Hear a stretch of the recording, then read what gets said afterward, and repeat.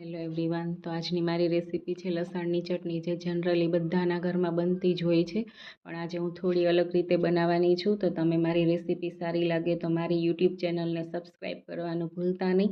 તો ચાલો આપણે રેસીપી સ્ટાર્ટ કરીએ. તો એના માટે મેં લસણને ફોલી લીધું હતું. તો હવે એને એક ખાંડણીમાં નાખીને આપણે બરાબર ખાંડી લેવાનું છે.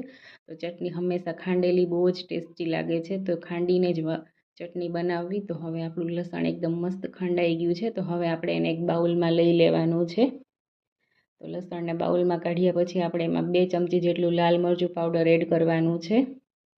પછી આપણે એમાં ધાણા જીરું પાવડર એડ કરવાનું છે અને સ્વાદ મુજબ મીઠું એડ કરવાનું છે.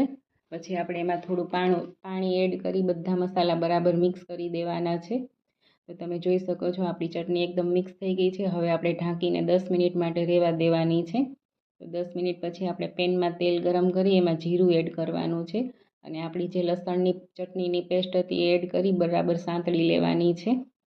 જ્યાં સુધી પાણીનો ભાગ બળી જાય ત્યાં સુધી આપણે ચટણી સાંતળવાની છે. તો તમે જોઈ શકો છો જેમ જેમ સંતળાતી જાય તેમ તેમ શાઇનિંગ આવે છે ચટણીમાં. તો હવે આપણી ચટણી એકદમ મસ્ત સંતળાઈ ગઈ છે. તો આપણે દહીંને આ રીતે ફેંટીને એમાં એડ કરવાનું છે અને બધું બરાબર મિક્સ કરી દેવાનું છે.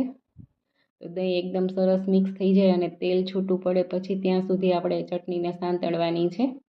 તો તમે જોઈ શકો છો આપણી ચટણી એકદમ મસ્ત રેડી થઈ ગઈ છે સંતળાઈને. તો તમને મારી આ ચટણીની રેસીપી સારી લાગી હોય તો તમે મારી રેસીપીને લાઈક, કોમેન્ટ અને શેર ચોક્કસથી કરજો. અને તમે પણ ઘરે ચોક્કસથી આ રીતે ચટણી ટ્રાય કરજો, બહુ જ મજા આવશે. Thank you.